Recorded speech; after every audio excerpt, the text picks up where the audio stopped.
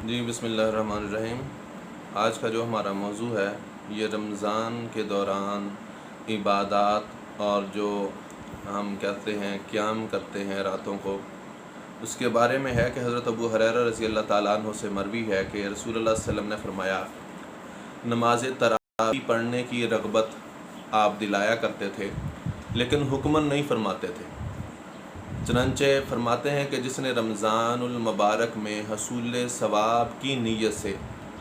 और हालत ईमान के साथ क़याम किया तो उसके पिछले साबिक़ा गुनाह बख्श दिए जाते हैं। नबी अकरम सल्लल्लाहु अलैहि वसल्लम के विसाल मुबारक तक नमाज तरावी की यही सूरत हाल बरकरार रही और ख़िलाफ़त अबू बकर रज़ी अल्लाह ताला अन्हो में और फिर ख़िलाफ़त सैयदना उमर फ़ारूक रज़ी अल्लाह ताला अन्हो के शुरू तक यही सूरत बरकरार रही। यानी बाकायदा जो जमात का एहतमाम करवाना शुरू किया गया, ये सैयदना अमीरुल मोमिनीन उमर फ़ारूक रज़ी अल्लाह ताला अन्हो के दौर मुबारक से शुरू हुआ, जो आज तक कायम है और जारी सारी है और तकरीबन दुनिया के सारे मुसलमान इस तरीके पर अमल करते हैं, जिससे हमारी तरावीह जो कह लें कि एक सुन्नत इबादत है, नफली इबादत है, तो हमारे लिए सुन्नत है, इसके ऊपर भी अमल हो जाता है और साथ में कुरान पाक सुनने की तौफ़ीक भी मिल जाती है और इस तरीके हमारी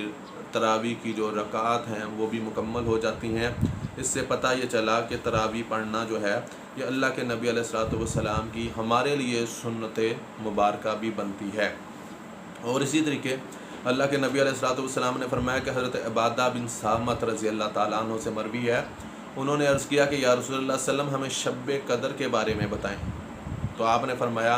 ये रात माह रमज़ान के आखिरी अशरे में 21वीं, 23वीं, 25वीं, 27वीं, 29वीं या रमज़ान के आखिरी रात होती है। जो बंदा इस रात में ईमान व सवाब के इरादा से क़याम करे उसके अगले और पिछले तमाम गुनाह बख्श दिए जाते हैं। तो दोस्तान मोहतरम, रमज़ान की आमद है, इंशाअल्लाह भी 1 दिन या 2 दिन का फ़ासला है।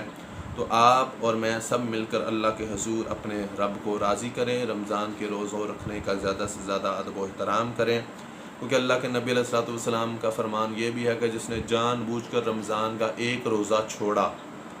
वो सारी ज़िंदगी भी अगर रोज़े रखता रहे तो उस रोज़े की जो क़ज़ा है, सवाब है, वो कभी पूरा नहीं हो सकता। इसलिए हमें चाहिए कि हम हर हाल में रोज़ा रखें और अल्लाह के हुज़ूर सजदा रेज़ होकर अपने रब ताला को राज़ी कर लें, ताकि मेरी और आपकी बख्शिश का सबब बन सके। आमीन सुम्मा आमीन।